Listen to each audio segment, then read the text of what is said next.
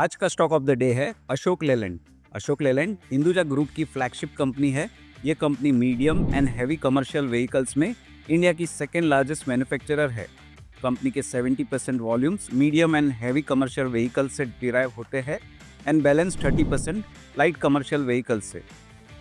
MHCV buses में 41% market share के साथ अशोक लेलैंड मार्केट लीडर है। वहीं MHCV ट्रक्स में 33% मार्केट शेयर के साथ Ashok Leyland second largest player है। रेवेन्यूज़ की बात करें तो डोमेस्टिक रेवेन्यूज़ का 87% कंट्रीब्यूशन और एक्सपोर्ट से बैलेंस 30% रेवेन्यू आता है। इकोनॉमिक एक्टिविटीज़ में faster than expected recovery, specially infrastructure development, road construction और माइनिंग जैसे सेगमेंट्स में, जो ट्रक्स की डिमांड्स को बढ़ावा देगा। इसके अलावा रिप्लेसमेंट और न्यू डिमांड के कारण कमर्शियल व्हीकल्स की बिक्री तेज होने की एक्सपेक्टेशन है। इन्हीं कारणों से अशोक लेलैंड पर हमारा पॉजिटिव व्यू कायम है।